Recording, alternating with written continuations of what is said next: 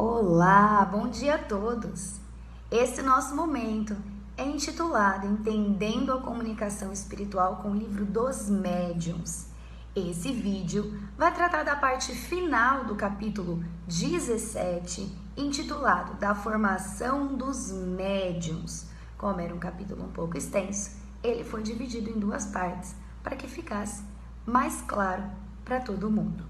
Bom, esse último trecho do capítulo vai falar sobre a mudança de caligrafia. Nos vídeos anteriores a gente falou que algumas vezes a caligrafia do médium pode mudar, pode inclusive ser exatamente igual à do espírito que se comunica enquanto ele estava em vida. Geralmente essa mudança de caligrafia é um fenômeno que se nota nos médiuns mecânicos e semimecânicos. Lembrando que quando a gente tem um médium mecânico ou semimecânico, a mão desse médium ela é movimentada exclusivamente, unicamente pelo espírito, por isso chamado de mecânico ou semimecânico. Sendo assim, esse espírito consegue reproduzir a caligrafia que ele bem entenda. Então a gente pode ter, por exemplo, como eu falei, a caligrafia que esse espírito tinha em vida. Ou ainda, todas as vezes que o espírito X se manifesta naquele médium, ele pode reproduzir a mesma caligrafia, que não tem nada a ver com a caligrafia do médium. Outro item que é discutido no final desse capítulo é a perda e suspensão da mediunidade. O que os espíritos nos dizem é que um médium ele não perde a sua faculdade mediúnica, mas ele pode ter essa faculdade suspensa temporariamente. Por que essa suspensão se dá? Pode ocorrer a suspensão da mediunidade quando o espírito já não vê nesse médium utilidade, ou ele não quer ou ainda não pode se servir desse médium. E quais são as circunstâncias para que isso aconteça?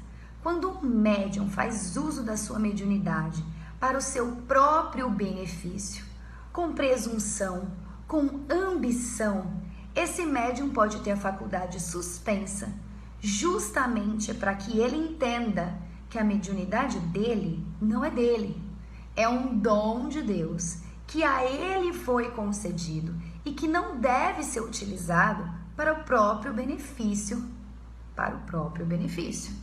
Então, essa suspensão é uma tentativa de que esse médium se recoloque, no caminho.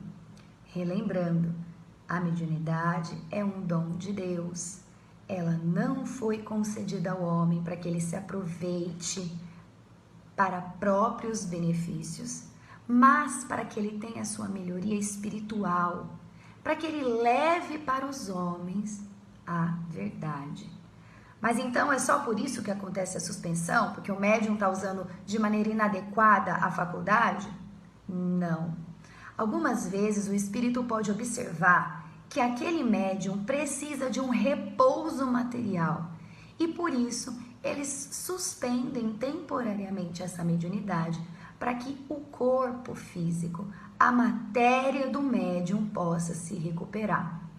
Ou ainda, essa suspensão pode acontecer para que o médium tenha colocado em prova a sua paciência e a sua perseverança. Então, a suspensão temporária da mediunidade pode ser uma prova pela qual esse médium precisa passar para que a sua paciência, a sua fé e a sua perseverança sejam testadas, colocadas à prova. Então, o que a gente precisa lembrar? A mediunidade é uma faculdade concedida ao homem para que ele se melhore. É uma missão. Então, desempenhar essa mediunidade da melhor maneira possível faz com que esse médium seja bem-aventurado e seja feliz.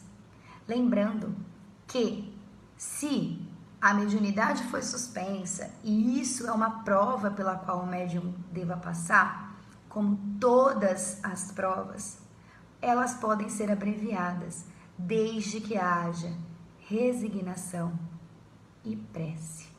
Então, para encerrar o capítulo 17, para nós, para todos e não apenas para os médiuns em si, o que fica para a gente é a necessidade da prece e da resignação, para que assim nós todos consigamos abreviar todas as nossas provas.